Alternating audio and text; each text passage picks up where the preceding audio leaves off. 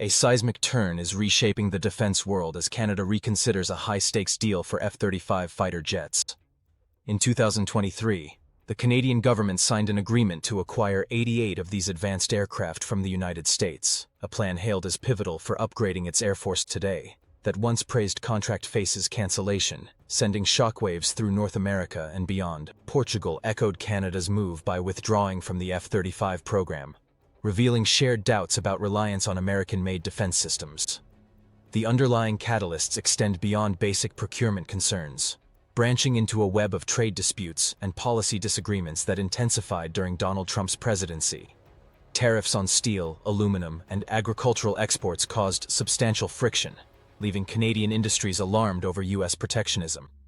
Farmers and manufacturers in Canada encountered new barriers, prompting them to question long-term dependence on a defense partnership with the very nation enacting these restrictions. Portugal's departure exhibits a similar motivation, as it seeks alternative jets and more stable alliances that do not hinge on Washington's shifting strategies. Some in Ottawa now champion the Swedish-built Saab Gripen as a replacement, drawn by potential local production and deeper technology sharing. Such collaboration could invigorate Canada's own defense industry, which already contributes billions of dollars to the nation's economy and supports thousands of jobs. Lockheed Martin, the prime contractor for the F-35, sees its contract threatened by a wave of frustration directed at U.S. policies. The stakes go well beyond fighter jets. European countries at large are boosting defense budgets and seeking autonomy. Military spending across the EU reportedly rose by more than 30% from 2021 to 2024, reaching around €326 billion. Officials in Europe say the time has come to reduce reliance on the United States, particularly when tariffs or political rifts can derail cooperative efforts. Portugal's shift reveals that even a smaller NATO member can spur reconsideration of how defense obligations are met.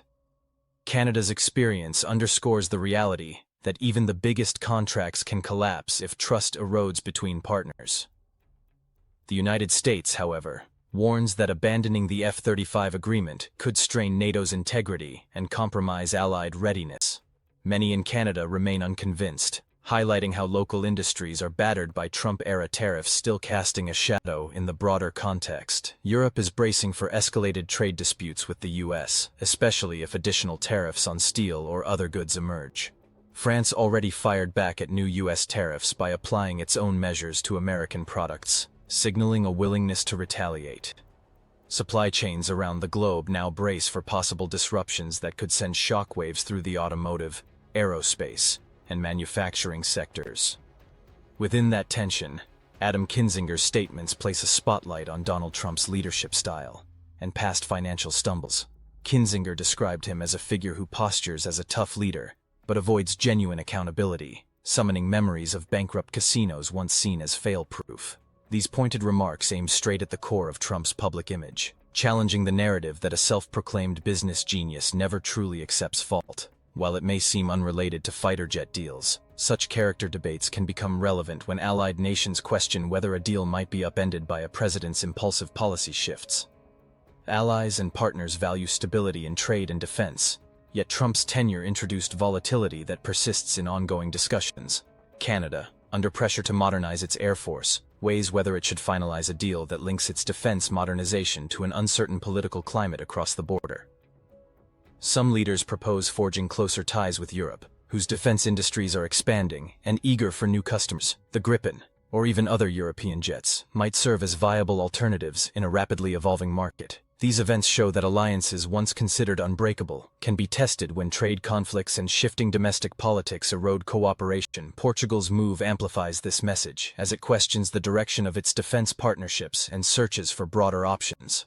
Meanwhile, the EU invests heavily in homegrown defense programs, unveiling strategies to reduce dependency on a single source. Primarily, the U.S. leaders see strategic autonomy as more than a catchphrase.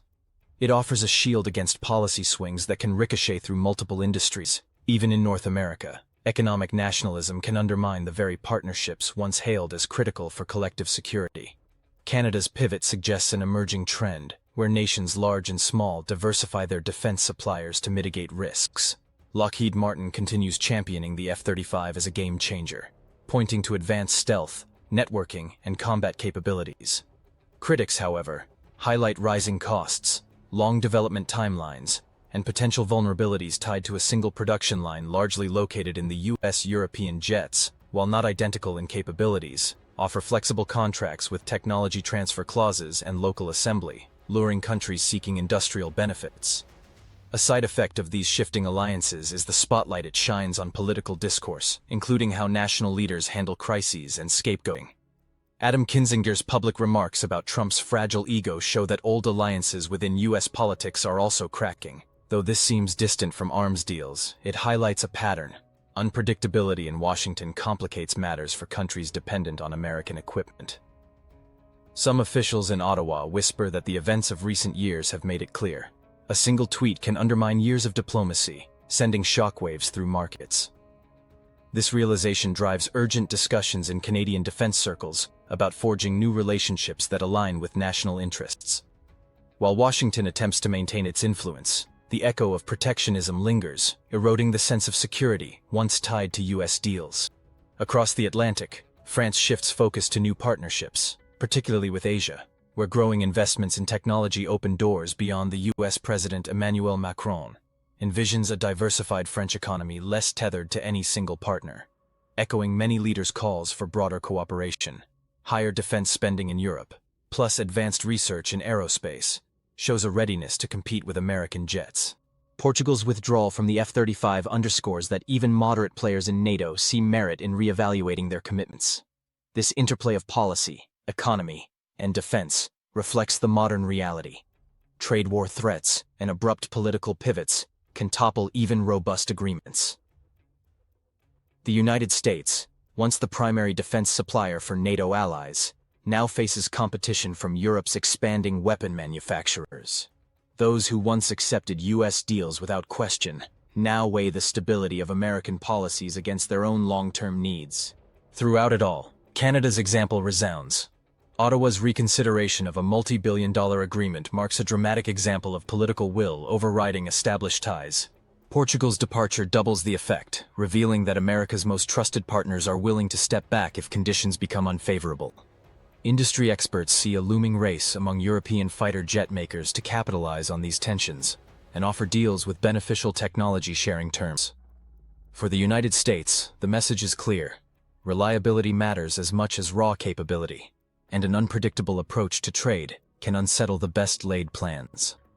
Adam Kinzinger's critique of Trump further magnifies the debate over how leaders govern, communicate, and handle adversity. Canada and Portugal's decisions to explore alternate jets serve as case studies in strategic adaptation, reflecting a world where alliances undergo constant reevaluation. Each nation weighs cost, capability, and the political ramifications of partnering with an ally whose policies can shift overnight. Will the U.S. respond by tempering its trade posture to retain business, or will more allies drift into the orbit of Europe's burgeoning defense sector? Questions like these shape a new era in defense procurement, where technology, politics, and economics collide in unpredictable ways. As Canada's F-35 deal teeters, the message is unmistakable. Old certainties no longer hold in a climate dominated by trade disputes and leadership controversies. Portugal's withdrawal amplifies that theme, announcing that smaller NATO members are also willing to chart their own paths. With billions of dollars on the line and alliances in flux, nations seek stability in an era that often feels precarious. Emerging defense technologies, whether from Sweden, France, or elsewhere, can offer fresh beginnings unburdened by trade wars and erratic policy shifts. The global community watches carefully, for these developments could ignite a permanent shift in how countries buy and sell arms. Canada and Portugal may be the first to make a clean break, yet others might soon follow, driven by a shared desire to avoid dependence on any single partner. In the end, one cancelled fighter jet contract and a single withdrawal might reveal a seismic transformation unfolding within the defense landscape worldwide.